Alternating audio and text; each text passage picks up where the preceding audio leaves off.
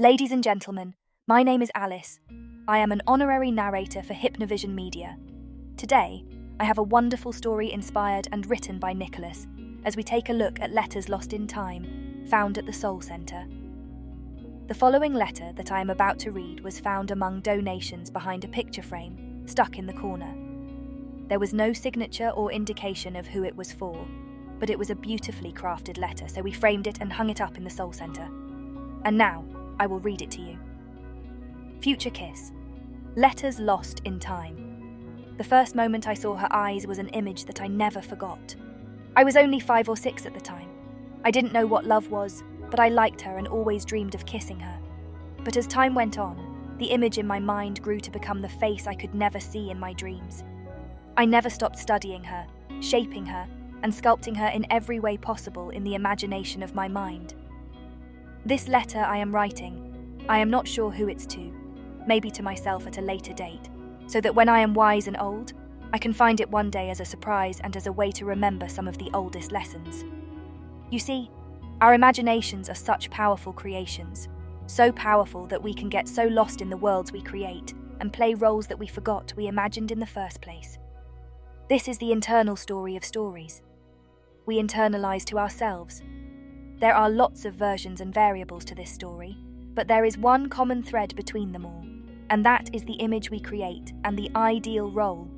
Except we are but children when this imagination is manifested, and in the outside world, we easily get carried away by many shiny objects and life happenings.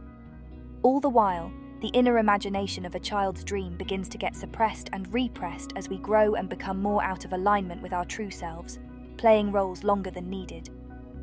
We miss the signs and synchronicities. I remember her telling me once on one of the many times we crossed paths, and she told me I was looking in all the wrong places, and boy was she right. You see, many humans forget the dream because we are too busy reacting to the world around us. So, I looked in the last place that was hidden from me. I looked inside of myself, and that was the moment I took a leap of faith into the abyss, the deepest areas of my soul. From the outside world, I went in and wrestled with my ego like a battle-wounded soldier to get past the stone wall and grey rocks that guarded the gates. There, in the void beyond, is where I understood the truest meaning of creation. Once the waters calmed that night, I understood what I could not explain before, the story of God and creation. But let's be honest, to the outside world, he is referred to by many different names and definitions. One would need a universal language and meaning to decode all the explanations that came from the imagination of a child's mind. We all try, and we look and look. We build churches and temples and places of worship. We go to war and divide each other who don't fit the description. But that is what happens when we forget to sit still and know that I am God, isn't it? The key is God, or Source, as the New Age calls it, is everywhere and nowhere and nothing at all. This is an experience of the ongoing creation, and that foundation is built on your imagination as a child.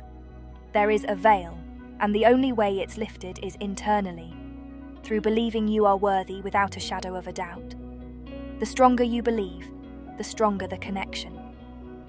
So, back to the future kiss.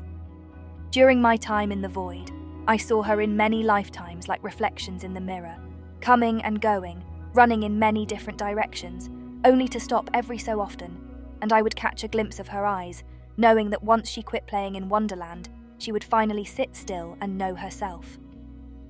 That is the day this old wise man will get the simplest of kisses on the cheek, much like the innocent crushes we have as kids. I watched her come, and I watched her go, and I let her break my heart time after time. But she is my creation, and I will always love her like Father Time. So, no matter what or where she plays in Wonderland, this was all part of a child's manifestation played out in his imagination. I wanted her to have free will and to experience the human experience fully, and that was a gift we gave each other. Perhaps the crossing of paths is simply a check-in from time to time. But really, is there such a thing as time other than right here and right now? I hope that when I find this letter again, it will help me remember some hints and clues, even guidance to give her. I see her in many ways and roles among the people, and I have known her by many names. But there is only one true image, and that is of a queen. From yours truly, past self.